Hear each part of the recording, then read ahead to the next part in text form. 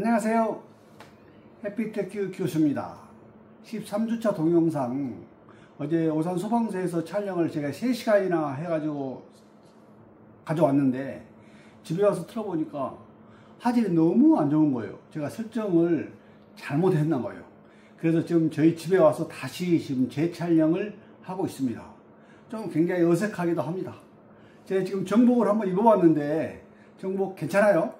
여러분을 위해서 아마 제가 안 입으려다가 지금 한번 여러분들한테 나중에 소방관 되시는 분들한테 그래도 추억에 남을 수 있도록 하기 위해서 동영상 강의를 정복을 입고 잠깐 인사를 올립니다.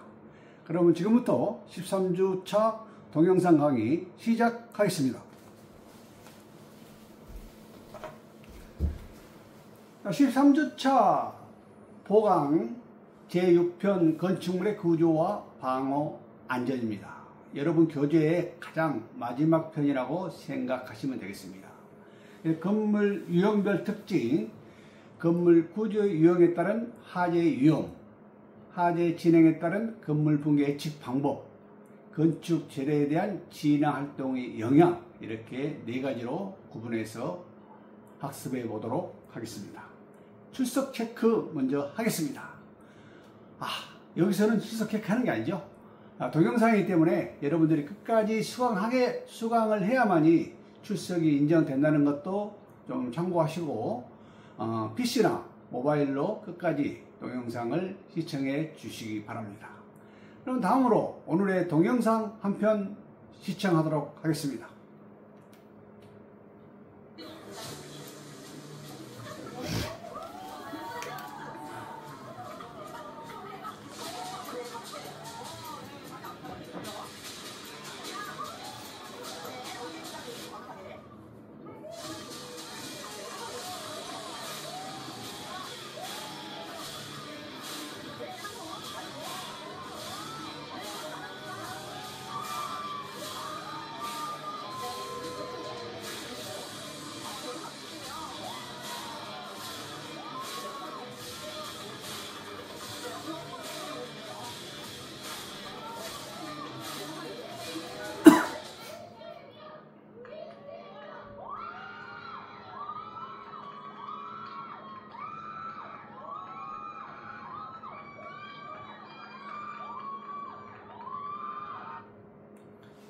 어떻게 동영상 잘 보셨어요?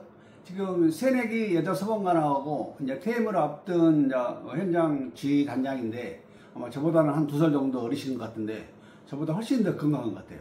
지금 우리 새내기 여자 소방관은 2배속으로 했었고 그 다음에 우리 현장 지휘 단장은 1배속으로 보았기 때문에 훨씬 우리 현장 지휘 단장이 더 빨리 입었다고 생각하시면 될 것 같습니다.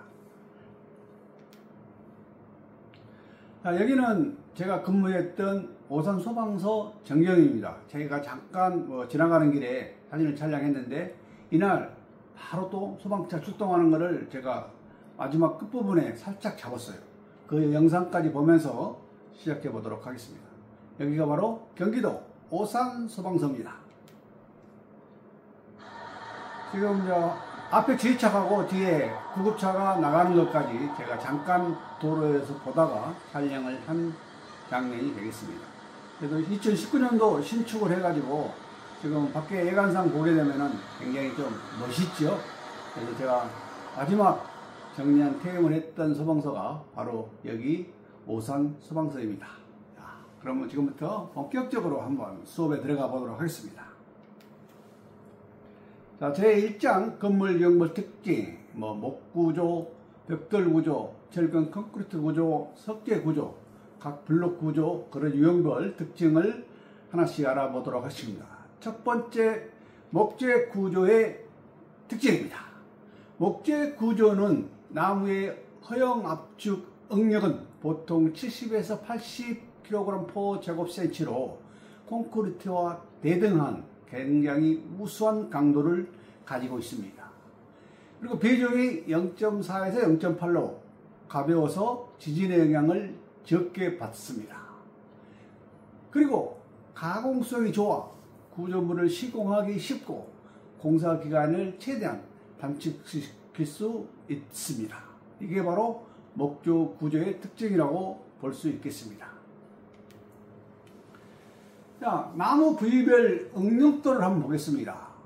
응용 분포는요, 나무는 인장 능력 허용 압축 강도보다 약 10% 정도 더 저항할 수가 있습니다.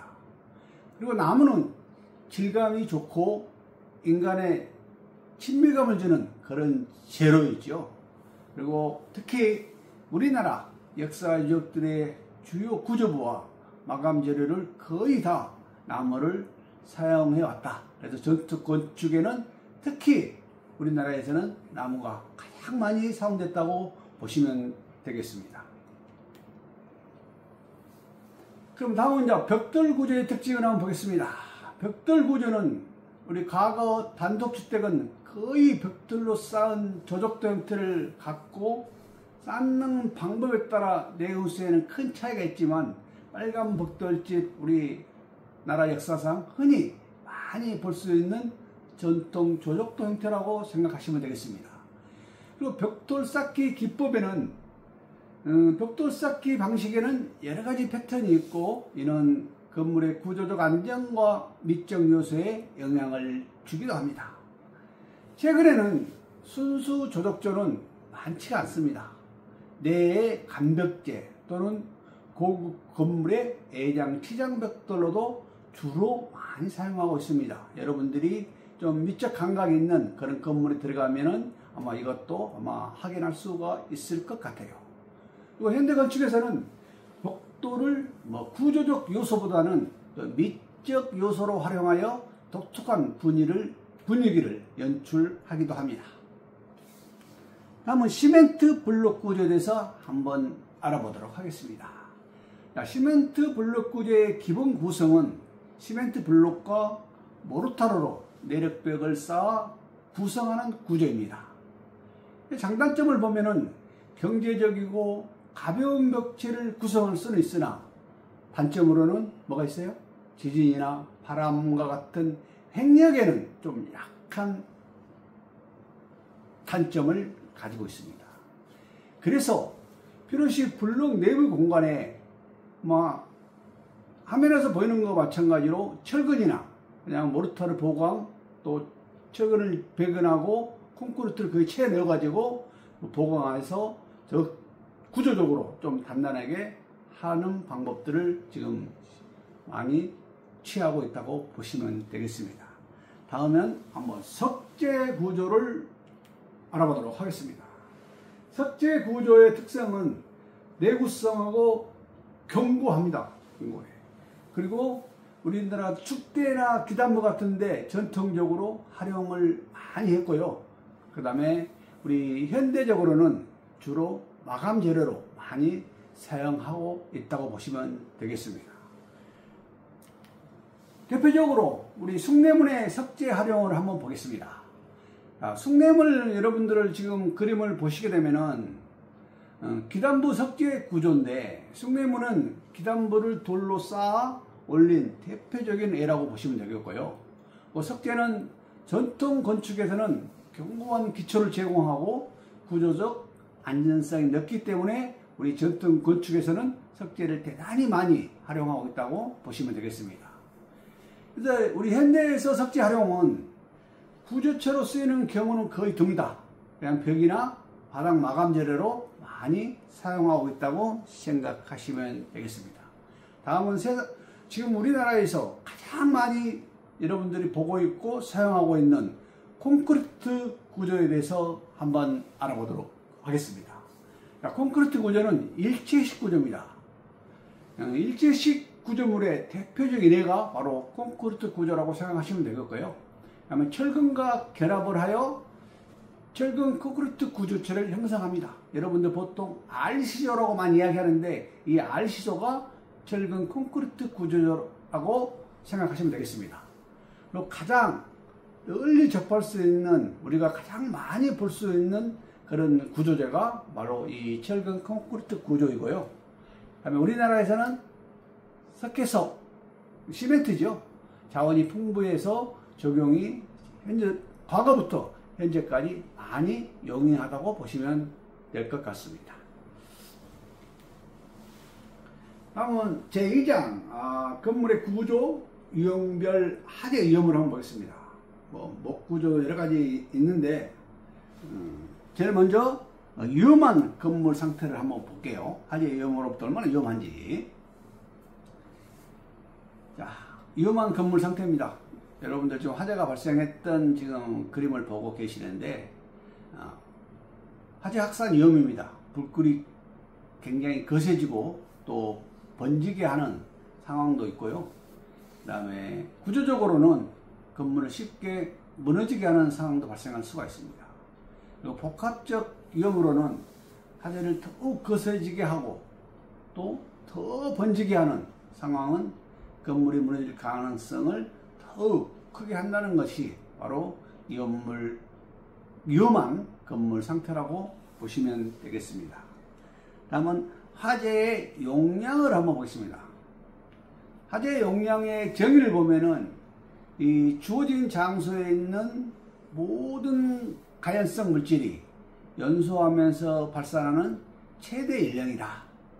그러니까 어느 한 곳이 아니라 그 장소에 있는 모든 가연성 물질이 연소하면서 발산할 때 나타나는 최대 연량을 화재의 용량이라 한다.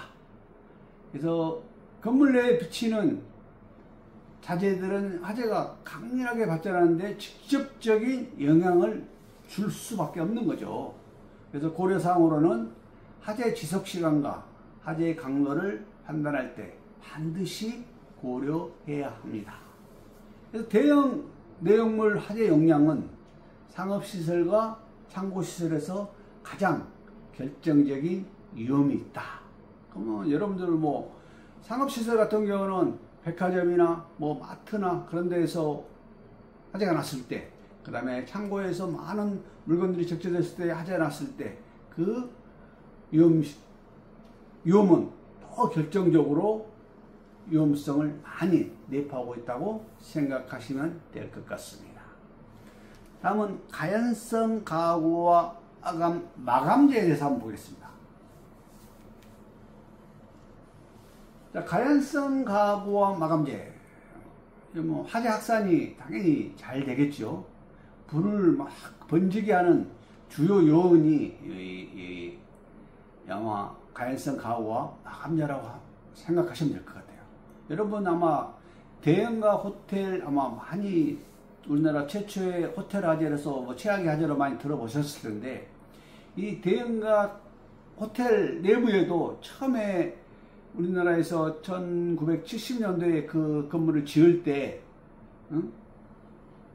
안에 화려하게 지으려고 목재나 저런 가구 같은 데 마감재가 방열 제품이 되지 않는 그런 제품들을 많이 써가지고 실제로 화재 났을 때 많은 인명피해가 발생했었고 그만큼 위험도 많이 초래했던 겁니다. 그리고 그렇게 되면 어떻게 해요? 연기를 많이 내는 주요 원인이 될 수밖에 없는 거죠. 그리고 현대적으로는 각종 그런 합성 제품들이 많이 사용하기 때문에 연기가 더 새까맣기도 하고 또 우리한테 유해한 연기들이 더 훨씬 많이 발생하기도 합니다. 그렇게 되면 다행히 화재에서 목숨을 잃는 주요 요인으로 반드시 가연성 가구와 마감재가 그게 주요 요인이 된다는 것도 여러분들이 기억을 해 주시기 바랍니다. 다음 우리 건축물의 지붕 덮개에 대해서 한번 살펴보겠습니다. 지붕 덮개의 화재 위험성. 지붕 꼭대기의 마지막 공정이 바로 우리 지붕 덮개죠. 그래서 대부분 목재와 합성 지붕 널판, 또 타일, 슬레이트, 슬레이트라고 이야기하죠. 그다음에 함석, 그다음에 아스팔트 탈루핀 이런 것들이 지붕 덮개에 보통 일반 재료로 사용하고 있습니다. 지붕 표면이 닿을 수 있는 것은 공동사에서 고려해야 할 화재 안전의 기본이다. 그래서 어차피 내가 집을 짓고 살아도 나 혼자 사는 게 아니잖아요.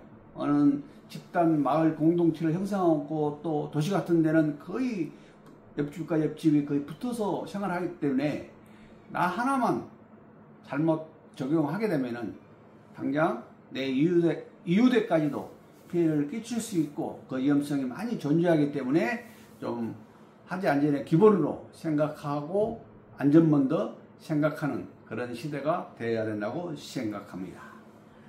다음은 이제 목재 마루와 천장의 화재 위험 볼게요. 목재 마루와 천장 같은 경우는 벌써 제목만 들어도 위험할 수밖에 없을 것 같죠.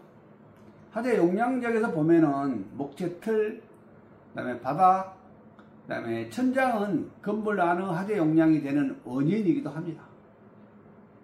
그래서 가연성 건축 구성 요소가 화재에 오래 노출되면은 노출 시간이 길어지면 길어질수록 당연히 약해질 수밖에 없는 거죠. 그러면 그렇게 되면 어떻게 해요? 약해진 구조물은 무너질 가능성이 클까요? 크지 않을까요? 네, 당연히 커지게 되면 돼요. 붕괴 위험이 다를 수밖에 없는 거죠. 자, 다음은 좀 넓고 트인 공간의 화재 위험을 한번 볼게요. 여러분들이 그림에서 보는 바와 같이 건물 안이 넓고 그런 꽉 트인 공간은 시설물 전체로 불이 잘 번지겠죠, 당연히. 그러면 어떻게 해요? 화재가 확산될 수밖에 없는 거죠. 예를 들면 창고나 교회, 넓은 홀, 그 다음에 극장, 전시장 이런 것들을 생각하시면 될 것 같아요. 대응 방안으로는 적절한 수직 통풍을 해서 불이 천천히 번지도록 하는 것이 필수적이다. 그래서 여러분들이 굴뚝 같은 걸 생각하시면 될 것 같아요. 그 다음에 건물의 제일 높은 곳으로부터 연기를 배출하는 시스템이 필요하다. 중간에서 배출하는 것보다는 수직 계통으로 쭉 올려가지고 마지막 그런 꼭대기 쪽에서 연기가 배출될 수 있도록.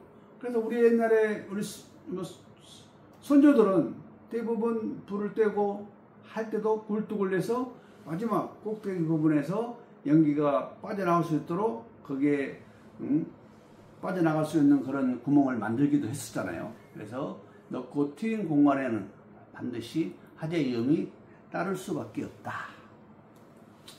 그러면은 우리나라에서 건축 붕괴의 대표적 사례 한번 알아보도록 하겠습니다. 2001년도 3월 4일 홍제동 주택 화재. 서울 서대문구 홍제동 주택 방화로 진화 작업 중 주택이 이제 붕괴돼 가지고 그 당시에 은평소방서 소방관 우리 저러 보면은 우리 선배님들이죠. 선배님들 6명이 안타깝게 순직을 했고 3명이 부상했던 그 사례입니다. 아마 최근에 이걸 주제로 작년 12월 달인가요? 소방관이라는 영화가 개봉이 됐는데 이거를 테마로 해서 만든 영화예요. 한 번씩 여러분들 내가 잠깐 오늘은 그냥 미리 보기로 잠깐 보여줄 테니까 여러분들은 좀 아직 이제 극장에서 종영이 됐기 때문에 다른 방법을 이용해 가지고 한번 구해서 꼭 이 소방관이란 그 영화를 한 번씩 여러분들도 보셨으면 하는 바람입니다. 그리고 두 번째 좀 대표적인 사례, 참 씁쓸하네요. 95년 6월 29일 삼풍백화점 붕괴입니다. 서울 서초구 서초동 삼풍백화점 붕괴 사고로 사망자가 불어 몇 명이요? 502명입니다. 부상자가 937명입니다. 실종자가 6명이나 발생했는데요. 이 당시에는 저 같은 경우에는 제가 근무날이었는데 소방사로 근무하고 안전센터에 근무하고 있는데 매스컴을 통해서 봤어요. TV를 통해서. 깜짝 놀랐습니다. 이 삼풍백화점 붕괴 같은 경우는 아마 다음 시간에 좀 우리나라 대형 재난 안전 사례일 때 좀 중점적으로 여러분들한테 한번 설명드리도록 하겠습니다. 워낙 많은 문제점들이 많았고 또 거기에서 마지막 부분에 그 3명의 생존자가 나오면서 막 기적같이 마지막 생존자가 아마 17일 시간으로 따지면 377시간인가요? 그만큼 구조됐는데 거의 기적이죠. 그 기적 같은 거를 한번 여기 구조 현장에서 아마 그때 방송을 통해서 본 기억이 납니다. 다음 시간에 좀 살해할 때 다시 구체적으로 잘 한번 설명하도록 하겠습니다. 다음은 2001년, 우리나라는 아니죠. 2001년 9월 1일 미국 9.11 테러로서 미국 세계무역센터 110층 쌍둥이 빌딩이 건축물이 완전히 붕괴가 됐죠. 그때 테러범들이 아마 비행기를 탈취해가지고 비행기가 아마 미국 한 5개가 미국으로 온 거예요. 그래서 세계는 이 세계무역센터 쌍둥이 빌딩에 3개는 관통을 했고 하나는 워싱턴 그쪽에서 하나가 했고 하나는 중간에 떨어진 것 같아요. 그래서 아마 이 쌍둥이 빌딩이 아마 테러범들이 자기들이 관통하면은 건물이 무너지리라고는 생각도 못했을 거예요. 하지만은 이 건물이 무너지면서 어떻게 됐어요? 그 건축물은 철골 구조로 되어 있었어요. 그래서 건축 설계사들은 일반 화재로부터는 한 3시간에서 4시간 견딜 수 있는 구조였지만은 이 건축물이 중간에 항공기가 관통하면서 항공기 좌우측 날개에는 뭐가 있어요? 연료가 있죠, 연료. 항공기 연료가 있는데 이게 관통하면서 건물에다 붙이면서 그게 폭발하게 된 거죠. 그러면서 화재가 발생했죠. 화재가 발생했는데 철의 용융점이 몇 도예요? 철은 1530도가 되면 철은 녹아버리는 거예요. 그러면 중간에 철이 녹아버린 것 같아요? 건물이 주저앉아 보는 거죠. 이걸 강철 기둥 자굴 현상이라고 이야기를 합니다. 그러면서 여기에는 많은 사연도 있어요. 이 테러에 대해서는. 특히 미국 맨해튼 소방서 소방대원들 343명이 한 사고로 단일 현장에서 순직을 하게 됩니다. 우리 소방 매뉴얼에는 건축물에 화재가 나면은 화재층 직하층에 전진 진서를 설치하고 인명 구조도 하고 작전 지휘도 하게끔 매뉴얼이 되어 있었어요. 그래서 또 건물이 붕괴될 위험도 있고 하기 때문에 구조하기 위해서 소방대원들은 안으로 다 들어갔죠. 남들은 다 탈출할 때. 그래서 안타깝게 이 343명 소방관이 순직을 했고 이 9.11 테러를 계기로 해서 아마 소방작전도 지금 같은 경우는 그렇게 무리하게 많은 인원들을 건물 안으로 투입시키지는 그런 주의가는 없을 것 같아요. 참 안타까운 일입니다. 아마 단위사고로 전 세계에서 유일무이하게 343명이 순직했던 게 바로 미국의 9.11 테러이다. 자, 그럼 서울 홍대동 주택 화재 한번 보겠습니다. 2001년 3월 4일 3시 47분 서울 서대문구 홍대 1동이에요. 여기가 다세대 주택인데 방화를 했나, 방화. 방화로 화재가 발생했는데 이 집주인의 아들이 화재 건물에서 탈출하지 못했다는 말을 듣고 화재 현장에 소방관들이 그냥 말만 듣고 진입한 거죠. 확인할 수가 없는 거니까. 그래서 3시 47분에 화재가 발생했는데 4시 12분에 건물이 붕괴됐습니다. 그래서 안에 아들을 구조하려고 들어갔던 우리 소방관 6명이 순직하고 3명이 부상을 입었다. 그래서 불을 낸 범인은 구해달라고 요청한 집주인의 아들이었어요. 이게 119에 불이 났다고 신고를 한 거죠. 그런데 방화범 및 건물주 등 8명은 화재 직후 모두 탈출하고 나중에 확인해 본 결과 그 화재 현장 내부에는 한 사람도 없었던 거죠. 누군가 거짓말을 한 거예요. 그 거짓말 했지만은 어때요? 소방관의 입장에서는 안에 국민이 지금 위험에 처해 있다는데 안 들어갈 수가 없는 거예요. 현장에 가보면.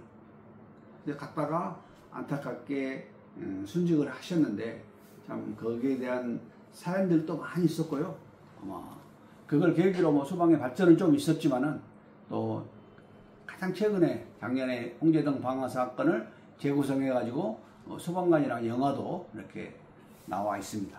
오늘은 한번 제가 특별히 여러분들한테 이 소방관이라는 영화 미리 보기 한 편을 짧게 보여드리도록 하겠습니다. 한번 보시죠. 너무 무섭지 않으세요?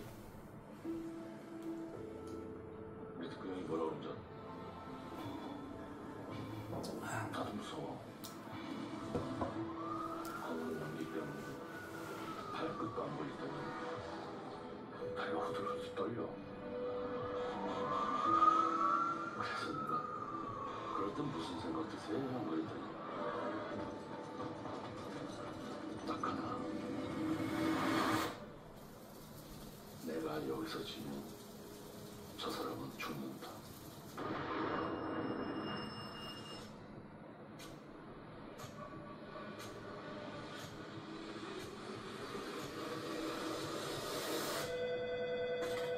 네, 110입니다. 무슨 도와드릴까요?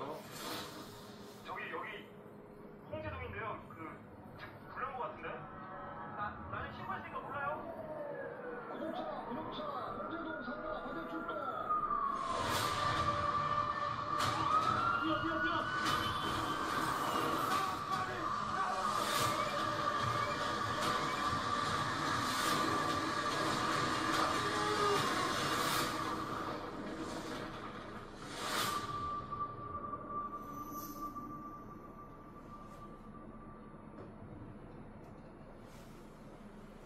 자, 오늘은 짧게 봤지만 여러분들 꼭 완편으로 한번 다 보시기 바랍니다. 자, 다음은 삼풍백화점 붕괴사고 간략하게만 보겠습니다. 오늘은 95년 6월 29일 발생한 삼풍백화점 붕괴사고, 한국의 최악의 건물 붕괴사고로 기록이 됐고 구조적 결함과 부실 시공이 주요 원인이었다는 거. 자세한 내용은 제가 삼풍백화점 붕괴에 관련된 거는 자세한 내용은 다음 시간에 사례로서 좀 길게 잘 설명을 해 드리도록 하겠습니다. 좀 저 당시만 해도 삼풍백화점 때문에 참 우리나라 긴급구조 그런 시스템 같은 게 제대로 아마 작동하지 않은 그런 때예요. 그래가지고 맨 초창기에 막 붕괴되고 막 거기에 막 사람들 엄청 몰려왔어요. 약간 아마추어 사진 작가까지 와가지고 그냥 거의 구조대원들이 안에 진입하기 힘들 정도로 통제가 제대로 안 돼가지고, 그래서 많이 물건도 훔쳐가고 좀 안 좋은 것도 많이 보였는데 뭐 결론적으로는 이게 마무리되면서 우리 소방 쪽에서는 많이 한 단계 좀 발전하는 계기도 됐었다는 것도 한번 기억을 해주시기 바랍니다. 9.11 테러, 아까 제가 말씀드렸죠? 세계무역센터 110층 쌍둥이 초고층 빌딩이 테러로 붕괴됐다. 이 테러범들이 처음에 자기들이 간통하면은 붕괴되리라고는 꿈에 생각도 못하겠죠. 그래서 여기에 세대가 세계무역센터로 간통을 했고, 하나는 미국 워싱턴에 있는 펜타곤 국방부 건물로도 항공기 충돌로 일부가 붕괴되기도 했습니다. 그래서 여기서 우리 소방관이 안타깝게 희생을 했는데, 우리 맨해튼 소방서 소방대원 343명 순직했다는 내용까지, 그래서 9.11 테러에 대해서는 그렇게 여러분들이 이해를 해주시기 바랍니다. 다음은 우리 건물 붕괴의 징후를 한번 보겠습니다. 첫 번째, 구조적 균열입니다. 벽이나 바닥, 천장, 그리고 지붕 구조물에 금이 가거나 틈이 있을 때, 사진에서 이렇게 정도 되면은 정말 위험하다는 징후겠지만은, 여러분들이 좀 노후된 건물 같은 경우는 특히 관심 있게 이렇게 구조적 균열이 있는지 없는지 항상 육안으로 그렇게 살펴보는 것도 중요하다고 생각합니다. 다음은 이제 불안정한 지지대인데요. 벽에다가 묶어놓은 버팀목이나 건물 등이 이제 불안정하다는 현상이 나타날 때도 건물 붕괴의 징후가 있다고 보시면 되고요. 그 다음에 엉성한 벽돌, 그 다음에 블록 또는 이런 것들이 건물에서 석재가 떨어질 때, 건물에 있는 재료들이 막 탈락하고 있을 때, 이때도 건물 붕괴의 징후가 있다고 보시면 되겠습니다. 또 건물에서 비정상적인 삐걱 소리가, 그 다음에 갈라지는 소리가 날 때, 이것도 이상 소음이 많이 발생할 때도 건물에 붕괴의 징후가 있다고 보십니다. 그래서 이러한 건물의 붕괴의 징후 같은 내용들은 여러분들이 활동하면서 주변에 보면서 이런 상황이 발생해 되면은 여러분들은 이제 소방방재학과 학생들이기 때문에 빨리 신고도 하고 주민을 대피시킬 수 있는 그런 것들을 여러분들이 이제 행동으로 하셔야 된다고 저는 생각을 해봅니다. 다음은 화재 진압 작업의 위험성을 한번 보겠습니다. 구조물의 지지대를 절단하는데 부적절한 수직 통풍 기술은 건물을 약화시킬 수 있다. 구조가 약화된다. 그 다음에 이제 우리가 화재 진압할 때 어차피 저희들은 냉각 소화를 하잖아요. 그러다 보니까 소방차에서 어마어마한 물을 많이 방수를 해요. 그래서 이 진화에 사용한 물이 건물의 중량을 가중시켜서 약해질 수 있다. 빨리 배수가 되면 다행인데 건물 안에 물이 계속 쌓여있게 되면은 물의 무게하고 건물의 무게까지 같이 합쳐지기 때문에 결국은 나중에 건물이 약해질 수도 있다. 그 다음에 물은 어떻게 해요? 넓은 지역에는 단 몇 인치, 몇 센치 깊이만 되어도 그 무게가 나중에 따지다 보면은 수천 톤의 무게가 나올 수도 있다. 그래서 이미 약해진 구조물에 추가 하중이 더 이런 물 같은 이렇게 추가 하중이 더 가해진다면은 붕괴의 위험성은 훨씬 더 높아진다고 생각하시면 될 것 같습니다. 그래서 다음은 붕괴 위험 시 안전조치에 대해서 한번 보겠습니다. 자, 위험 판단인데요. 건물이 무너질 가능성이 있다고 판단이 되면은 즉시 예방조치를 취해야 됩니다. 특히 예방조치를 취하는데 보통 이 붕괴지역 설정을 할 때 붕괴지역 그 건물 높이에 한 1.5배 정도 더 길게 해가지고 사람이 접근 못하게 통제선 같은 걸 설치해서 붕괴지역을 설정을 거의 통상 그렇게 합니다.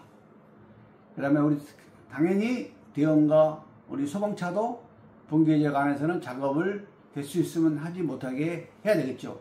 만약에 붕괴 근접으로 소방차를 배치했는데 건물 붕괴 위험이 있다 하게 되면은 이 붕괴 지역 설정해 놓은 안전구역 밖으로 빨리 소방차도 이동시켜야 한다고 저는 생각합니다. 그러면 이럴 때는 어떻게 해야 돼요? 직접 붕괴 위험이 있는데 소방관 진입시켜 가지고 하면은 소방관도 같이 순직할 수 있잖아요. 절대 이럴 때는 건물 붕괴가 의뢰가 된다면은 소방관들 안에 진입시키면 절대 안 됩니다. 그건 지휘자의 가장 조심해야 될 뿐이에요. 우리가 그래서 실제 훈련할 때도 실제 현장에서도 마찬가지입니다. 건물이 붕괴 위험이 있게 되면 화재 진압 중에도 사이렌 틀고 주변에서 잘 안 들리기 때문에 호루라기 불고 큰 소리로 외치고 그 다음에 무전기를 통해서 전대원 탈출 이렇게 해서 소방관들을 다 탈출시키는 거예요. 그러고 나서 이제 소방관이 진입 못하기 때문에 이제 불은 꺼야 되잖아요. 이럴 때는 이제 무인 방수포 같은 거를 활용해서 방수를 한다. 그리고 이제 헬기를 이용해서 하늘을 위해서 방수를 한다든지 이런 장비들을 활용해서 무인 방수를 활용을 한다. 이렇게 생각하시면 될 것 같아요. 자, 다음은 이제 경량 트러스 구조물의 위험 요소를 한번 살펴보겠습니다. 트러스 같은 경우 보면은 경금속 트러스하고 대부분 목재 트러스 두 개로 크게 나눠지는데요. 그래서 경금속 트러스 같은 경우는 꼭대기와 바닥에 납작하거나 네모난 조각을 90도로 구부려서 여기다가 용접에서 붙인 강철 막대로 되어 있는 거예요. 그렇기 때문에 538도씨가 위험한 온도라고 보시면 되겠습니다. 하지만 이제 목재 트러스는 뭐예요? 보강용 덧붙임판이라고 생각하시면 되는데 2 곱하기 30도는 2 곱하기 4인치의 강목을 연결시켜서 만들고 그렇기 때문에 나무기 때문에 어떻게 해요? 열에 노출되면 곧 무너질 수가 있다. 나무가 타버리면 곧바로 무너지는 거죠. 또 조금만 타도 힘이 없어지기 때문에 무너지는 거죠. 그래서 이 경량 트러스 구조물도 굉장히 위험하다. 화재한테는. 자, 트러스 구조물 화재의 취약성을 한번 보겠습니다. 봉제 시간 한번 볼까요? 보통 경금속 트러스와 이 나무 트러스는 화재에 한 5년 10분 정도 노출되면 무너지는 거예요. 가장 좀 빨리 무너질 수 있다. 아까도 이야기했지만은 강철 트러스 같은 경우에는 538도씨가 위험 온도라고 제가 말씀을 드렸고요. 그래서 화재 상태에서 노출된 트러스가 있는 건물에는 어떻게 해요? 들어가야 돼요? 말아야 돼요? 절대 들어가면 안 됩니다. 특히 이 트러스 건물 같은 경우에는 훨씬 빨리 화재가 발생하고 곧바로 조금 있으면 이제 뭐 5년 10분이라고 했으니까 곧바로 무너지기 때문에 절대 무리하게 아예 정말 사람이 있어가지고 빨리 구조해서 나올 수 있는 상황이면 들어가 되겠지만은 그렇지 않는 경우에는 절대 진입하면은 안 된다. 꼭 기억해 주시기 바랍니다. 다음에는 이제 건축, 개조, 또 철거했을 때 위험입니다.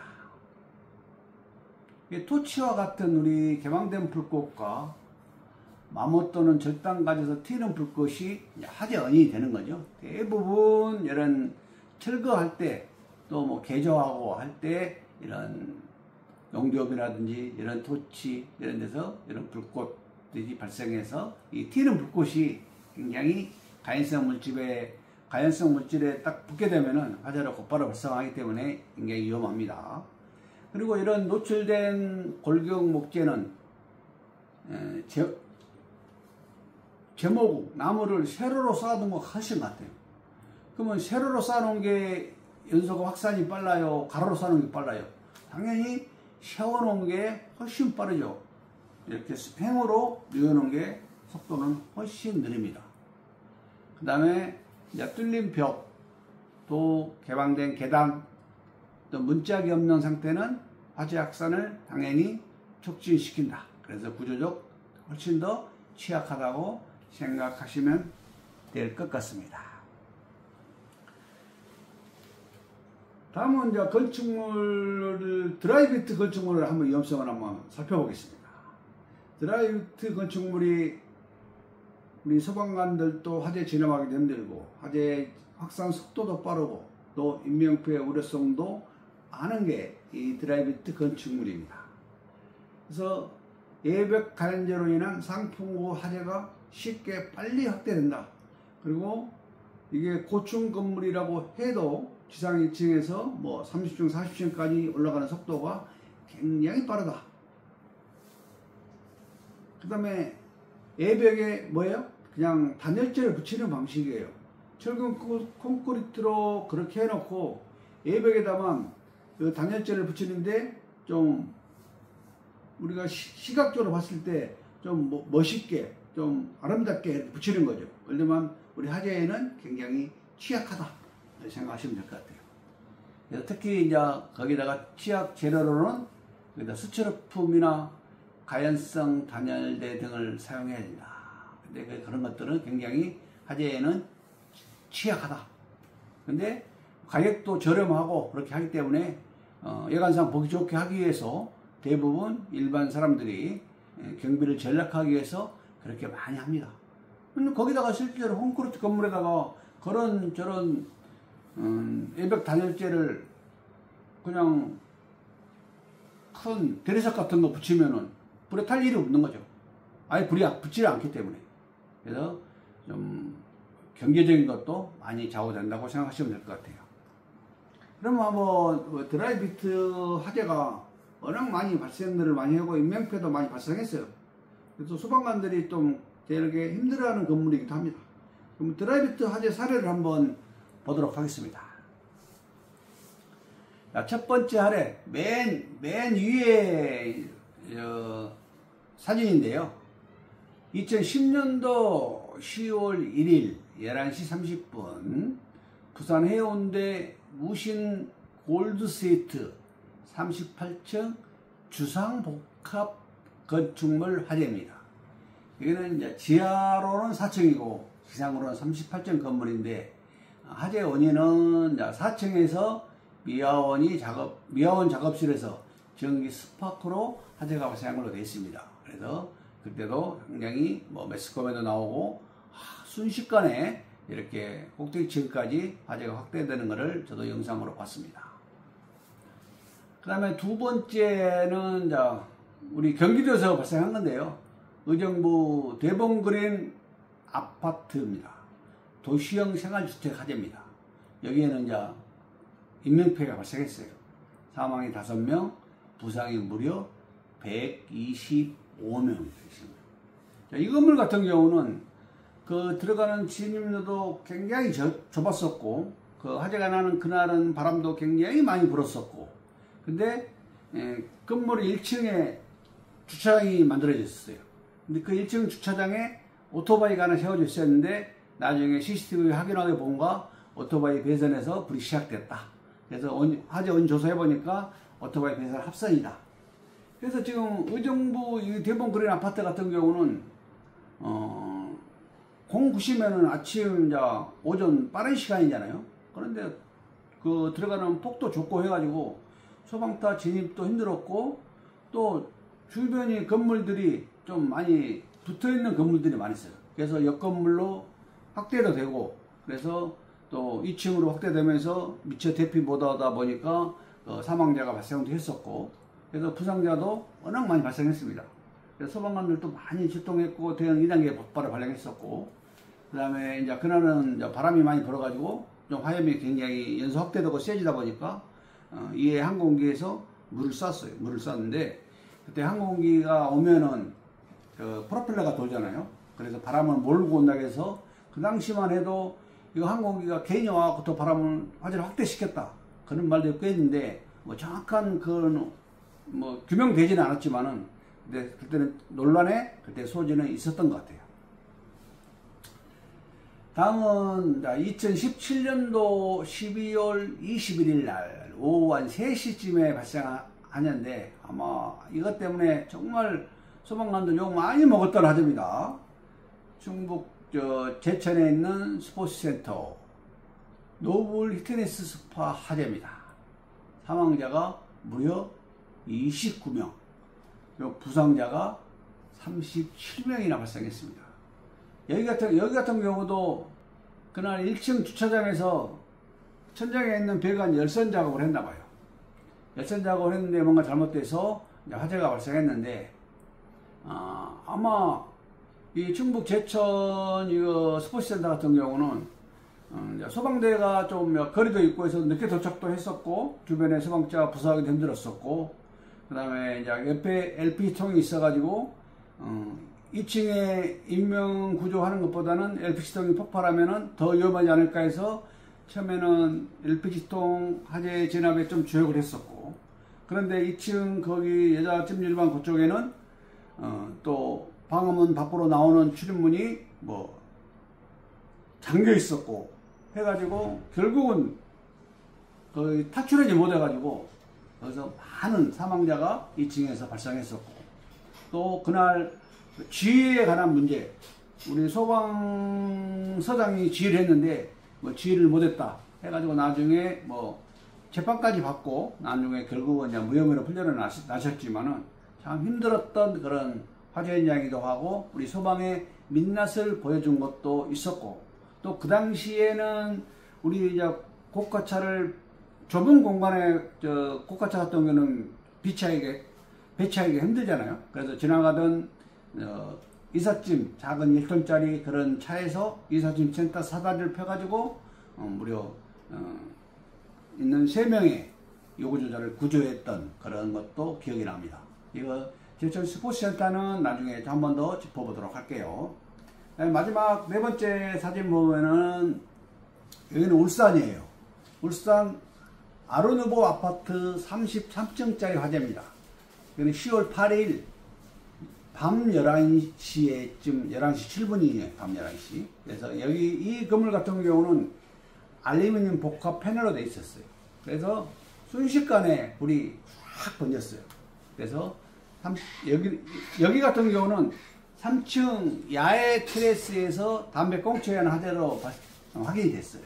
이때도 바람이 엄청 불어가지고 불티가 막 인근으로 날아가가지고 막 몇십 미터 떨어진 그런 마트에서도 불이 붙고 해서 다발적으로 화재가 발생했던 그런 현장이기도 합니다. 그래서 오늘은 이렇게 드라이비트 화재에 대해서 그냥 짧게 한 4개 정도로만 설명을 드렸는데, 나중에 여러분들이 화재 사례 한번 연구할 때 이 드라이비트 화재에 대해서 좀 심도 있게 한 번씩 연구해보는 그런 시간들을 가져보셨으면 좋을 것 같습니다. 그래서 주요 드라이비트 화재 특징을 한번 보게 되면은, 대부분 드라이비트는 예벽은 화재 시 급속하게 확산되는 특성이 다 있습니다. 그리고 특히 울산 아르노보 아파트, 그 다음에 부산 우신골드 스위트 같은 경우는 마지막 세 번째 맨 오른쪽 사진 보면 알겠지만은 이렇게 아예 그냥 강풍에 드라이비트 예벽이 그냥 날아가 버린 거예요. 아예 떨어져 버리는 거죠. 대부분 저런 예벽에다 붙이는 거잖아요. 멋있게 하기 위해서. 그러다 보니까 화재 위험성도 있고, 또 이런 큰 태풍이나 바람에는 이렇게 떨어져 날아가기도 한다. 그래서 위험하다는 것도 말씀드려봅니다. 자, 제가 아까 말씀드렸죠? 제천 스포츠센터 한번 심도 있게 한번 검토해 보겠습니다. 이게 지금은 드라이비트 그 건물인데요. 2층부터 9층까지 있고 또 옥탑증이 하나 있어요. 그래서 1층은 주차장 노비고, 그 다음에 2층이 여성 목욕탕 찜질방이 20명이 여기서 사망을 합니다. 그 다음에 3층은 남성 목욕탕이고, 4, 5층이 헬스클럽, 그 다음에 6층이 스포츠 댄스장, 여기서 2명의 사망자가 발생하고, 그 다음에 6층하고 7층 계단에서 2명의 또 사망자, 그 다음에 7층 사무실에서 4명의 사망자, 그 다음에 8층 원룸에서 1명, 이렇게 사망자들이 총에서 발생을 했습니다. 그래서 보면은 예벽 타고 올라갔는데, 예벽 타고 상층부로 급속히 올라가고 여기 중앙계단 쪽 엘리베이터 쪽으로 해서 화재가 급속히 수직 통로를 통해서 확산이 됐습니다. 근데 예벽에 보면 LPG 탱크 있죠? 이게 탱크 폭발할까봐 처음에 거기에 좀 화재에 중점적으로 했었고, 그래서 여자가 23명, 남자가 6명에서 29명이 사망을 했고, 부상자가 31명이나 됐다. 근데 이제 1층 주차장 여기에는 안에 수출업품이 이제 타면서 그게 수출업품이 불이 붙은 상태에서 차량에 떨어졌어요. 그럼 차량에 떨어지면서 그 차량 화재가 이제 확 타면서 건물 내부로까지 화재가 쉽게 빨리 진입된 거죠. 그래서 이제 한 오후 4시쯤에 이제 소방대가 도착한 거예요. 3시 몇 분 불났었는데, 그래서 이제 좀 2층에 그런 유리벽이 굉장히 힘들었는데 4시 38분에나 돼서야 소방대가 내부 계단을 이용해서 여성 사우나에 진입하고 결국은 유리창을 파괴했습니다. 근데 유리창을 파괴를 빨리 했으면 살지 않았느냐, 그런 말들이 워낙 많았었죠. 그 다음에 8층의 대피자 4명 중 민간 사다리차로 3명을 구조하고 우리 소방차로는 1명만 구조했다. 그리고 1명은 매트리스로 뛰어내려 탈출했다. 그래서 오후 한 5시 40분쯤 돼서는 큰 불길은 잡혔다. 이렇게 되어 있는데, 제천 스포츠센터 화재는 좀 더 여러분들이 나중에 학습할 때 좀 더 잘 보시면 될 것 같아요. 여기도 문제점 마찬가지지만은 스프링클러가 작동 안 되는 그런 문제점도 발생을 했었죠. 그래서 이제 제천 스포츠센터의 화재에서 주는 그런 교훈을 한번 보세요. 교훈.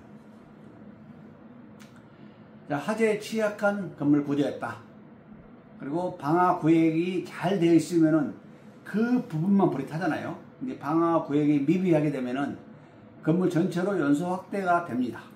그래서 또 드라이비트 예백이 있었다. 또 나중에 이제 확인해 보니까 부실한 소방 안전관리가 이제 또 타켓이 됐어요. 스프링클러는 작동이 안 했죠. 또 방화문은 잠겨 있었죠. 뭐 방화문 또 가려져 있었죠. 그래서 부실 관리도 문제가 됐었고, 또 제가 좀 소방의 민낯을 봤다고 이야기를 했지만은 부적절한 현장 대응, 상황 관리에도 문제가 있었고, 또 무전기도 그날 안 터졌어요, 많이. 그리고 현장 대응하는 문제, 또 현장 지휘하는 문제, 언론 브리핑하는 문제 많은 문제점들이 도출됐던 화재이기도 합니다. 그래서 결론적으로는 화재 대응에는 큰 실패를 해서 소방의 민낯을 보게 됐던 그런 제천 스포츠센터 화재입니다. 같은 소방관으로 입장에서 좀 많이 좀 창피하기도 했습니다. 그래서 제천 복합건물 화재로 우리는 이제 한골 탈퇴를 해서 좀 더 똑같은 반복적인 것을 다시 재현시키면 안 되죠. 그래서 반복적인 실수를 하지 않도록 노력해야 될 것 같습니다. 그래서 현장 지휘 역량을 포함한 소방 조직의 대응 능력 강화가 이때부터 전 소방령 이상 간부들을 소방학교에서 교대근무 포함 다 해가지고 지휘 역량 교육을 시켰었고 또 훈련도 하면서 대응 능력을 많이 강화시켰습니다. 소방청 주관으로 각 소방본부에 그렇게 하달을 해가지고 그렇게 실시를 했습니다. 다음은 이제 필로티 건축물의 특징에 대해서 한번 알아보도록 하겠습니다. 자, 필로티 건축물은 1층을 전체를 이제 주차장으로 대부분 사용하기 때문에 1층에는 기둥만 있어요. 그리고 기둥을 그냥 떠받치고 있고 지상층에 그 1층, 2층부터 나머지는 그냥 건축물이 있는 거죠. 그래서 이런 건축물을 그림으로 보시는 것 같은 이런 건축물을 필로티 건축물이라고 얘기를 합니다. 그래서 법적 혜택이 주어지는 거죠. 1층 전체가 필로티 형태로 건축되면 1층 건축물 높이를 산정할 때 이 층수에서 제외해버리는 거예요. 그래서 한참 이 필로티 건축물을 많이 유행할 때가 있었어요. 지금은 그렇게 많이 짓지 않아요. 위험하기도 하기 때문에. 네? 그런 것들 혜택을 보기 위해서 좀 많이 지었었다.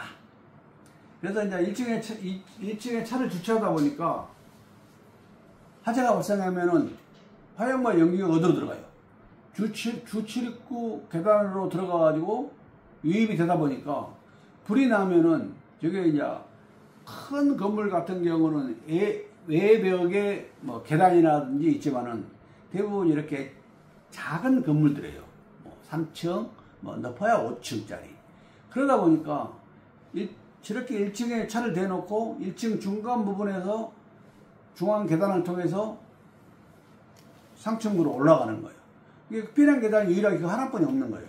그러다 보니까 화재가 발생했을 때 우리 대원들도 진입하기도 힘들고 출입구 쪽에서 1층에서 화재가 났을 때 그 출입문을 통해서 상층으로 연소가 확대되기 때문에 진입하기도 힘들고 탈출하기도 힘들고 그래서 굉장히 우리 화재 진압적인 측면이라든지 그 다음에 인명 구조 그 다음에 대피적인 측면에서는 이 필로티 건축물이 굉장히 위험하다 그렇게 생각하시면 될 것 같아요.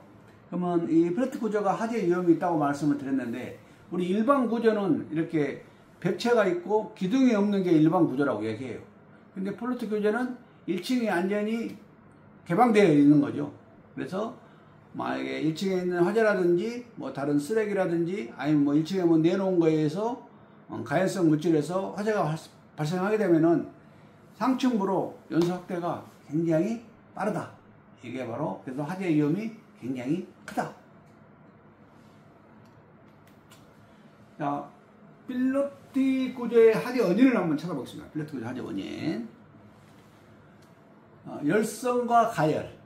1층 주차장에서 천정에 뭐가 있어요? 주로 수도관이 있죠. 이걸 동파 방지용해서 열선을 감아놓은 거예요. 열선이. 근데 열선에서 화재가 생각보다 많이 납니다. 그 옆에 가연물이 같이 있기 때문에. 근데 그 열선을 날씨가 따뜻해지게 되면은 작동 안 하게 빨리 꺼야 되는데 계속 놔두다 보면은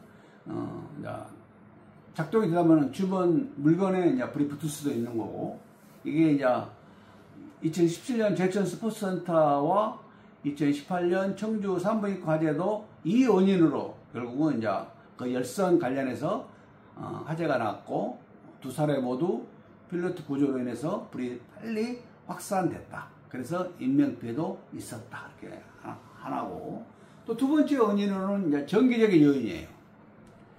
필로티 주차장의 낡은 전선과 또 잘못된 증설 등에서 뭐 가보화가 생기고 특히 이제 그 요즘 같은 경우는 이제 전기차를 많이 세워놓잖아요.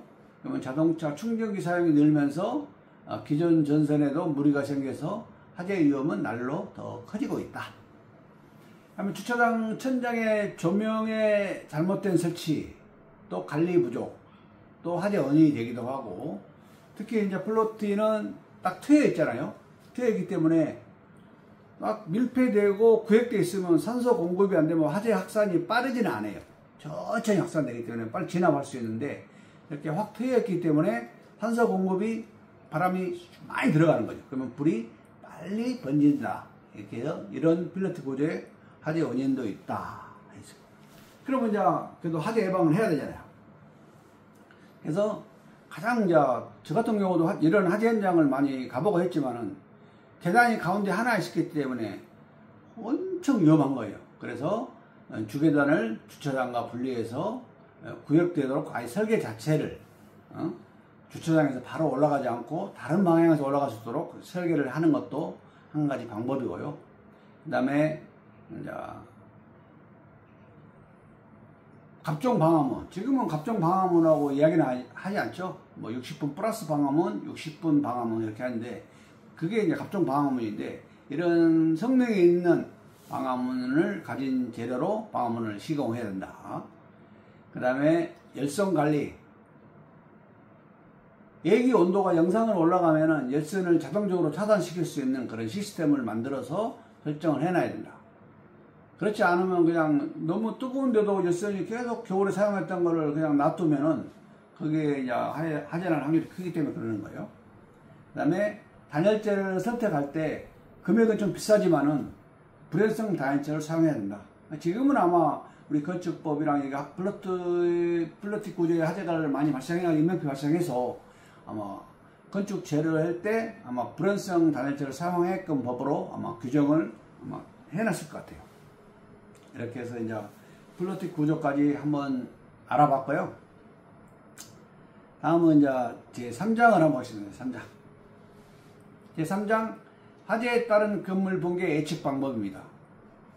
그래서 아마 특히 이제 쿠팡 물류센터, 그 다음에 남대문 화재, 그 다음에 테헤란 화재.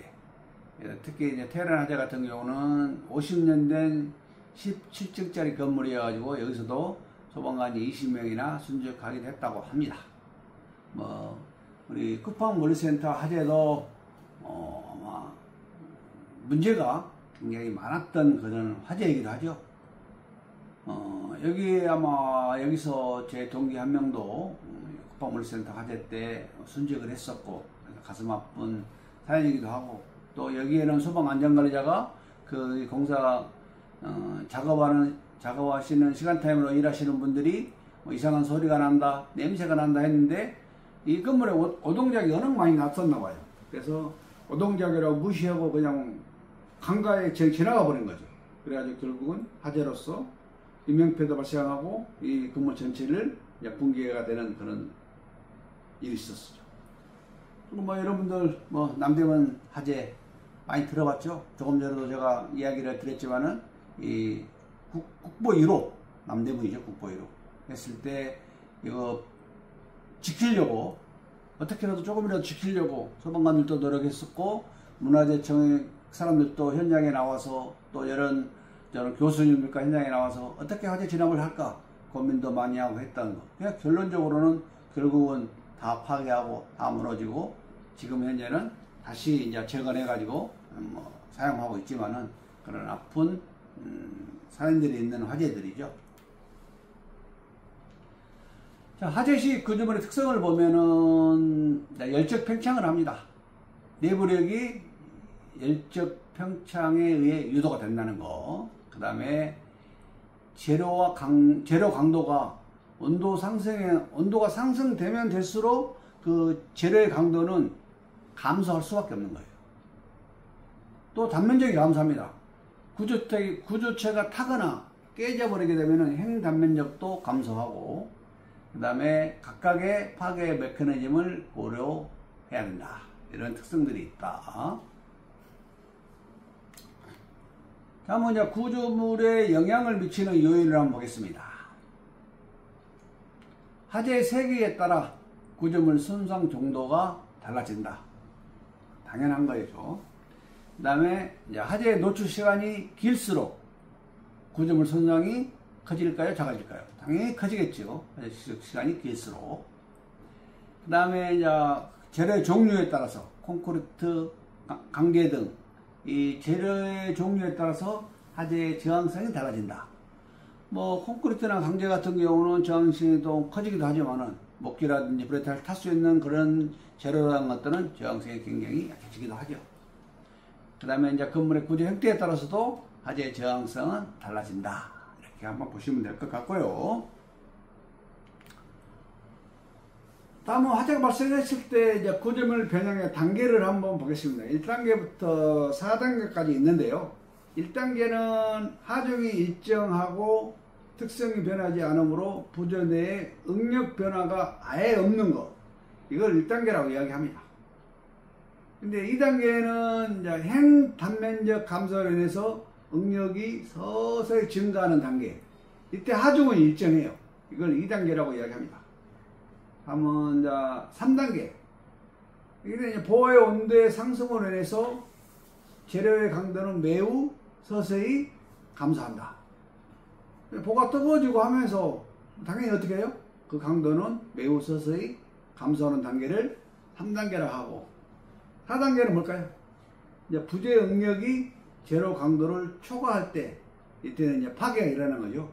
파괴가 일어난다는 말은 뭐예요? 바로 건축물이 붕괴가 된다는 거라. 그래서 화재 시 건물의 변형의 단계는 1단계, 2단계, 3단계, 4단계 이러한 순으로 서서히 진행되면서 마지막 4단계까지 가게 되면은 건축물은 이제 구조물은 붕괴가 되는 거죠. 그래서 4단계까지 가지 않도록 한 2단계 정도에서 멈출 수 있도록 냉각시키고 화재를 빨리 진압하는 게 굉장히 중요하다.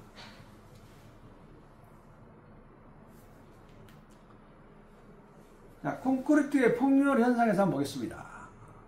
정의를 보게 되면은 콘크리트 구조물에 물리적, 화학적 영향을 주어 파괴되는 현상을 콘크리트 폭렬 현상이라고 하는데, 화재 시 콘크리트 그 내부에 있는 수분이 불이 나면 어떻게 해요? 당연히 수분이 말라가면서 수분이 증발해 버리겠죠. 증발하면서 발생하는 수증기 압이 생기는 거예요. 이 수증기 압으로 인해서 콘크리트 표면이 폭발적으로 탈락하는 현상을 바로 콘크리트 폭렬 현상이라고 한다. 그래서 제가 철근 콘크리트조를 뭐라 했죠? RC조라고 이야기를 했죠.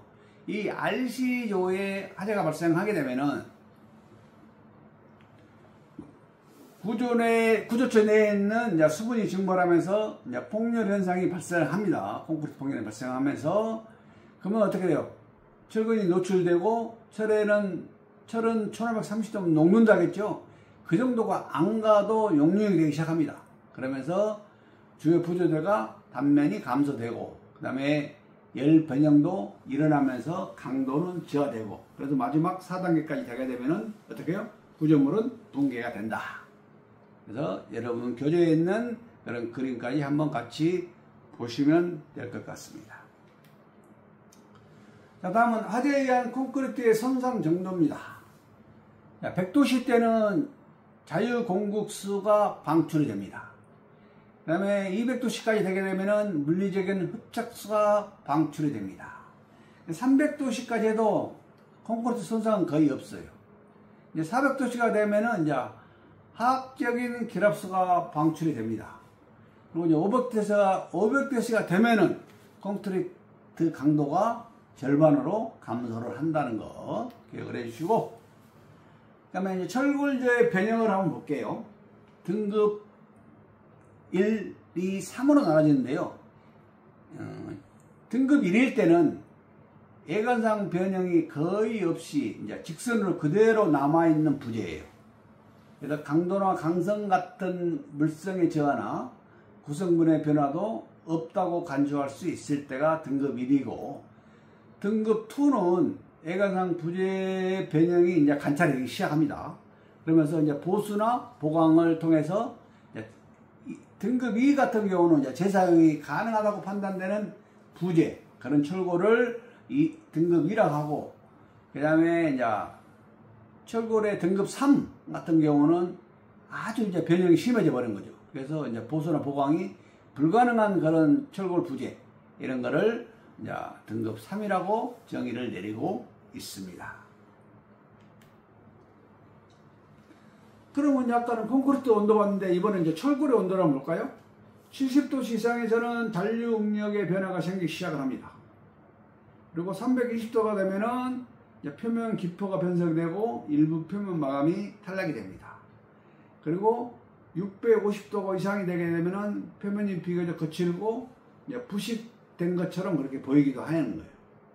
그래서 이제 850도 이상이 되게 되면은 강도 탄성 계수값이 현저히 감소하여 이제 파괴가 될 수 있는데, 이제 만약에 뭐 1000도씨 이상, 1500도, 1350도 이렇게 나가게 되면은 그때부터 철이 이미 이제 녹아버리는 거죠. 그래서 이제 건축물의 강도 변화를 보면은 이제 콘크리트 같은 경우는 이제 100도씨 같은 경우는 강도가 100% 그대로예요. 뭐 자유 공급선을 방출 시작을 하지만은, 그럼 콘크리트가 500도 정도, 500도씨 되면 어떻게 되겠어요? 강도가 반으로 감소한다 했죠? 50% 감소하면서 내부 균열이 발생하고. 철골은 뭐예요? 철골은 100도씨 때, 콘크리트도 100도씨 마찬가지지만 철골도 100도씨 때까지는 강도는 100% 유지하고 있다. 근데 철골이 이제 850도 이상이 됐을 때는 강도가 5%가 아니라 한 50% 정도 이하로 감소가 된다. 구조적 파괴 위험도 극대화되고 있다. 이제 화재 온도에 따라서 이제 콘크리트와 철골 강도 변화를 살펴봤는데요.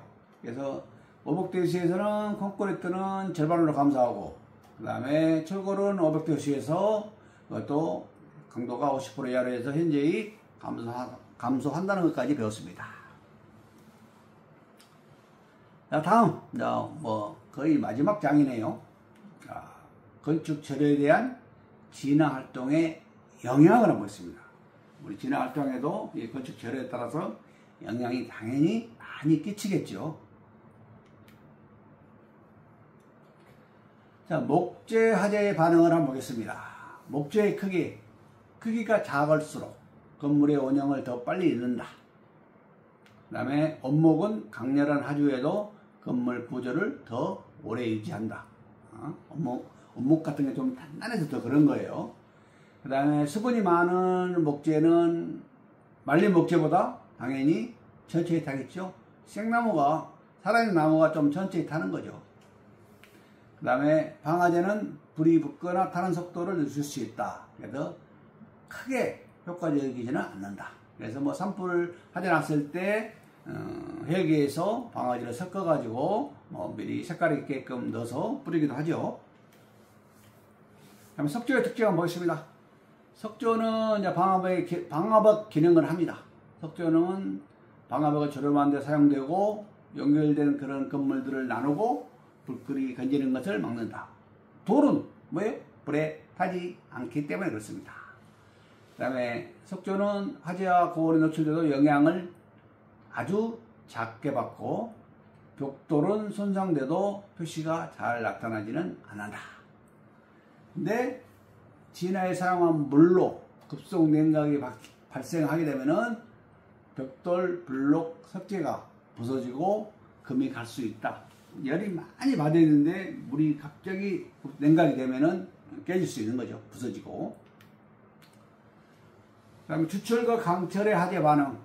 주철은 무쇠라고 하죠. 무쇠. 주철은 오래된 건축물에서 주로 발견이 되고 화재와 강한 열에 잘 견디나 이것도 급속 냉각하게 되면은 금이 갑니다. 그래서 고정 볼트나 연결 도구가 손상되어 무거운 색덩어리가 무너질 수도 있다고 얘기를 하고요. 강철은 뭐 영어로 스틸이라고 이야기하죠. 현대식 건축물의 주요 지주 자재이죠. 열을 받으면은 늘어납니다. 그래서 15m 빔은 강철 같은 경우는 538도씨에서 약 100mm 늘어난다고 합니다. 그런데 이제 1000도씨에서는 강철 구조물도 손상이 될 수 있을 것으로 예상할 수 있습니다. 자, 다음은 이제 철근 콘크리트의 화재의 영향입니다. 구조적 특성으로는 철근 콘크리트는 내부에 어떻게 해요? 철근을 넣는 거죠.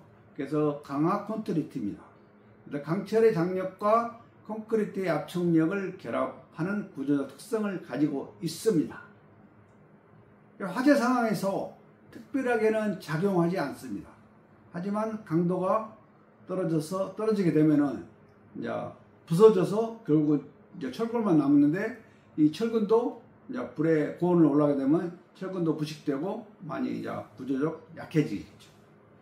그래서 열이 콘크리트와 철근 사이의 결합력을 떨어뜨린다. 당연한 것 같아요.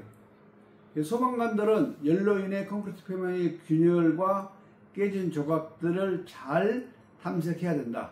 그러면 우리 소방관들한테도 건축물이 붕괴될 수도 있다는 그런 위험성도 있기 때문에 화재 진압할 때도 이런 콘크리트, 철근 콘크리트의 이런 것도 잘 살펴봐야 된다고 생각합니다. 자, 그래서 가면 석고 화재. 물을 많이 함유하고 열을 흡수하고 증발시키기도 합니다. 그 다음에 수분 함량이 많은 석고는 내일성과 화재 억제력이 좀 뛰어나다. 당연한 말인 것 같아요. 그 다음에 단열재 역할을도 한다. 철이나 나무 구조물의 단열재로 사용하기도 하고요. 하지만 고열에 취약하다. 고열이 하게 되면은 뭐 돌도 부서지고 벽돌도 부서지고 하는데 이거 석고가 안 부서지겠어요? 당연히 부서져서 구조물에 더 높은 열을 받아서 그 자체 구조물이 무너질 수도 있다. 다음에 이제 유리와 섬유유리죠. 유리와 섬유유리. 그러면 이제 건축적 농도. 유리는 보통 어디에 사용돼요? 출입문이나 창문, 또 판유리로 주로 많이 사용하죠. 유리 같은 경우. 또 외관상 멋있기도 하고요.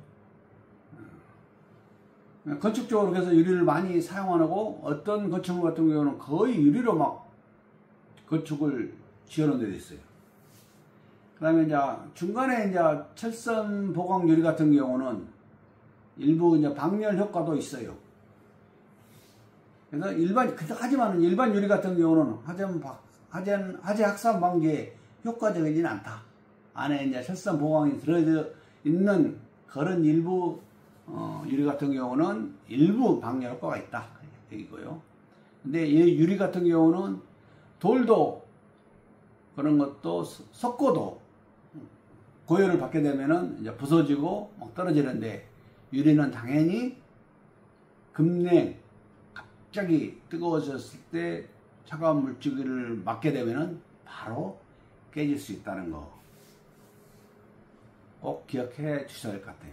그래서 이번 시간에 이렇게 여러분들 이제 우리 소방 관련해서 이렇게 건축과 관련해서 잘 많이 강의하지는 않는데, 그래도 여러분들한테 마지막으로 이렇게 건축과 관련해서 우리 화재와 여러 가지 연관시켜서 이렇게 좀 의미 있는 시간을 가져봤던 그런 시간이기도 한 것 같습니다.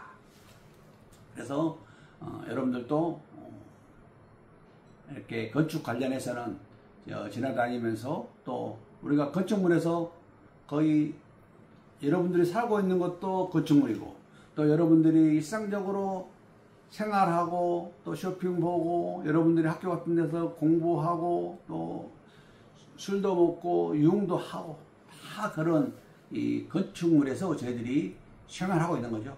야외 생활을 안 할 때는 거의 건축물 내부에 있는 거잖아요. 그래서 여러분들이 이 여러 가지 다양한 건축물도 보면서, 이걸 여러분들은 이제 소방방재학과 학생이고 소방학이라는 공부를 하시는 분들이기 때문에 좀 관심 있게 여러 가지 오늘 제가 배웠던 이런 내용들을 가지고 관심 있게 한번 살펴보고 주의 깊게 생각해보고 하는 그런 뜻깊은 시간들을 살아가면서 가졌으면 하는 간절한 바람입니다. 그래서 오늘은 이렇게 해서 이제 동영상 강의이기 때문에 이제 수업은 이제 공식적으로 마치고 공지사항 또 알려드리겠습니다. 자, 화재 보강을 지금 이제 동영상을 제가 찍었는데 13주차가 올해 6월 11일 날 하고 14주차는 6월 16일 날 수업이 있는데, 제가 보강을 직접 해도 되는데 이건 이제 동영상으로 여러분들 편의를 위해서 동영상으로 대체를 하는 거예요. 그래서 우리 13주차에 오늘 찍었던 거는 건축물의 구조와 방어의 안전이고, 그리고 곧 제가 다시 찍을 거는 마지막 14주차 실질적인 종강이죠. 국내 중요 대형 재난 사례에 대해서 찍을 겁니다. 그래서 여러분들은 제가 이제 사이버 캠퍼스에 이거 등록을 해 놓을 거예요. 등록을 해 놓으면 여러분들은 제가 시간을 좀 많이 줬어요. 마지막 14주차까지, 그때까지 6월 8일 제가 전에 올릴 거예요. 그래서 아마 내일이나 모레 올리게 되면은 6월 8일부터 1월부터 여러분들은 6월 16일 월요일까지 PC나 휴대폰으로 수강만 하면 돼요. 수강을 반드시 끝까지 해야만이 출석으로 인정이 되기 때문에 그렇게 해주시고, 그리고 제가 오늘 6월 5일인데 6월 5일 날 제가 오늘 오전에 여러분들 단체 메시지로 이렇게 동영상 강의에서 올린다고, 보강을 이렇게 한다고 다시 올렸습니다. 그때 수업이 나온 학생들은 다 알고 있는데 일부 수업 참여하지 않는 직원들은 이게 최종적으로 이렇게 공지가 안 돼가지고 저한테 막 문자도 오고 그냥 메일도 오고 하는데 제가 알려드리기도 했는데, 최종적으로 제가 이렇게 문자까지 보냈으니까 여러분들은 꼭 대학교 홈페이지 사이버 학습센터에서, 사이버 캠퍼스에서 꼭 수강을 하시기 바랍니다. 자, 오늘 또 그냥 가면 여러분들 손하실 것 같아가지고 1학기 하재학 기말고사 제가 15주차에 6월 17일 날 화요일 날 보는데, 중간고사 볼 때하고 마찬가지로 11분반은 오후 2시부터 2시 40분, 그 다음에 12분반은 3시부터 3시 40분까지 40분. 그래서 아마 40분 안 걸릴 거예요. 공부 좀만 하신 분들은 10분이면 다 답을 쓸 거예요. 출제 문항은 한 10문항 정도 제가 출제를 해놨고요. 출제 유형은 가로식, 가로넣기, 그 다음에 주관식 한 3문제 정도. 그래서 대부분 제가 힌트를 다 준 거기 때문에 그 정도 공부하시게 되면은, 좀만 하시게 되면은, 한두 시간만 공부하시게 되면은, 100점 맞을 수 있는, 그러지 않을까 생각해 봅니다. 그래도 여러분들이 저번에 중간고사 때 제가 워낙 충격을 많이 받아가지고, 또 한 번 알려드릴게요. 자, 예상문제 한번 다시 알려드릴게요. 화재 현장에서 사람의 생명, 신체 및 재산을 보호하기 위하여 행하는 일체의 소방활동을 무엇이라고 합니까? 네, 화재 진압이라고 합니다. 여기서는 화재 진압만 외우시면 안 됩니다. 그 뒤에 있는 화재 진압의 정의를 다 외우셔야 한다. 꼭 다 외우시기 바랍니다. 그 다음에 이제 소방력의 3대 요소 뭐가 있어요? 소방대원, 장비, 소방용수, 이 세 가지 앞에 큰 단위만 외우면 될 것 같아요. 다음에 이제 소방용수 설치 기준에는 소화전하고 급수탑하고 저수조가 세 가지가 대표적인 소방용수지요. 이거는 대부분 이제 가로넣기로 나오죠. 상수와 연결하여 뭐가요? 지하식 또는 지상식 구조를 한다. 그 다음에 소방호스와 연결하는 소화전 연결 금속의 구경은 몇 미리? 65mm다. 그 다음에 급수탑의 급수 구경은 몇 미리 이상? 100mm 이상. 그 다음에 개폐 배부는 지상에서 어느 위치에? 1.5m 이상, 1.7m 이하에. 그 다음에 저수조는 흡수관, 투입구가 사각형하고, 그 다음에 원형이 있죠. 사각형이나 원형 둘 다 마찬가지로 몇 cm 이상? 60cm 이상이다. 다음은 소화약재로서의 물로서 제가 여러분들 수업할 때 물의 장점, 물의 한계 꼭 시험에 나온다고 말씀도 드렸고 또 중요하다고 얘기도 했었죠. 그래서 여러분들은 이 물의 장점이나 물의 한계 둘 중에 하나 나올 거예요. 나오게 되면은 세 가지 정도만 쓰게 되면은 세 가지 쓰라고 해놨기 때문에 4개 중에서 세 가지만 쓰게 되면은 다 점수는 만점을 맞을 수 있을 것 같습니다. 다음에 물의 증발 잡력은 얼마라겠어요? 539 kcal/kg. 그 다음에 대기하와에서 100도씨 물이 수증기로 바뀌는데 체력은 몇 배 증가해요? 1700배나 어마어마하게 증가한다. 그 다음에 뭐예요? 막대 모양의 굵은 물줄기를 가연물에 직접 주스하는 방법으로 소방용 방수 노즐을 이용한 주스가 대부분 여기에 속하는 물의 주스 형태는 무엇일까요? 물어보면은 여러분들은 봉상이라고 답을 씁니다. 봉상. 그 다음에 포소화약제, 공기포, 기계포, 평창비는 저발포가 얼마요? 20이야. 고발포용이 80 이상, 몇 미만? 1000 미만. 꼭 기억해 주시고, 그 다음에 이제 분말 소화약제 종류 특성 제가 수업 시간에 이야기했죠. 꼭 뭐 기사 시험이나 다른 시험에도 많이 나온다고. 뭐 화재학 결혼에도 시험 나올 수 있어요. 그래서 1종, 2종, 3종, 4종 분말 있다가 이야기를 했었고, 그 다음에 주성분만 물어볼 수 있어요. 탄산수소, 나트륨, 2종은 탄산수소, 칼륨, 3종은 제리인산, 암모늄, 그 다음에 4종은 2종이 탄산수소, 칼륨하고 플러스 요소다. 그 다음에 분자식 1종은 NH, 그 다음에 HCO3, 그 다음에 탄산 칼륨은 2종은 KHCO3, 그 다음에 3종 분말은 제가 외울 때 뭐라 했어요? 424를 먼저 외우라 했죠. 그래서 NH4, H2, PO4 이렇게 해서 색상은 백색, 감자색, 다몽색, 회색. 그 다음에 적응화제는 다 BC급에 허용이 되는데 몇 종이요? 3종 볼만한 A, B, C급에 다 적응성이 있다. 그래서 이거는 중간에 가로넣기 나오면 여러분들이 정답을 맞히시면 됩니다. 자, 다음은 화재 계획 산정 시 사용되는 최종 장가율, 건물, 부대설비, 구축물, 가계도구는 몇 %로 한다? 20%로 하고, 그의 자산은 10%로 정한다 했고, 또 감식과 감정 설명하는 거, 뭐가 감식이고 뭐가 감정인지. 그래서 제가 이야기했죠. 제 이름이 햇빛도끼 광식이라고, 감식이 아니라 광식이라고 해서 둘 중에 하나 시험에 나오는데, 여러분들은 광식이를 공부를 하시든지 감정을 공부하시든지 하세요. 다음은 이제 화재 현장에서 사망자로 보는 경우인데요. 부상을 당한 다음에, 화재 현장에서 부상을 당했어요. 근데 몇 시간 이내에 사망하게 되면은 그 당해 화재로 사망으로 본다? 72시간. 그 다음에 건물 동수 산정 시 건물의 외벽을 이용하여 실을 만들어 헛간, 목욕탕, 작업실, 사무실, 기타 건물 용도로 사용하고 있는 것은 주건물과 같은 동으로 본다. 다른 동이 아니라 같은 동으로 본다.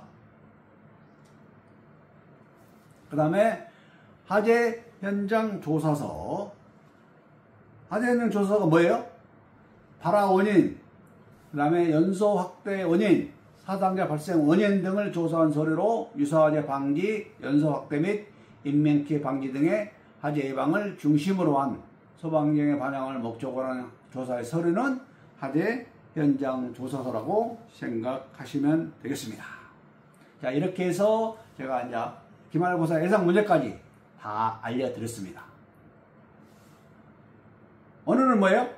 여러분이나 저의 남은 인생이 시작되는 첫 번째 날이기도 하죠. 그러면 이제 14주차에는 뭘 할까요? 또 동영상 강의 한 편을 더 찍어야 되는데, 14주차에는 우리 대한민국의 중요 화재 사례에 대해서 또 동영상 거의 한 90분짜리 또 찍어보도록 하겠습니다. 여러분들, 오늘 또 이렇게, 비록 이렇게 동영상으로 만나봤지만은 여러분들하고 이렇게 거의 90분 동안, 1시간 반 동안 만나봤습니다. 여러분, 이제 직접 보고 강의할 때보다 저 같은 경우는 동영상으로 강의하는 게 훨씬 더 어려워요. 하지만은 여러분들한테 이제 좀 번거롭고 여러분들의 편의성을 제공하기 위해서 이렇게 하는 거니까, 그러니까 여러분들 좀 한 사람도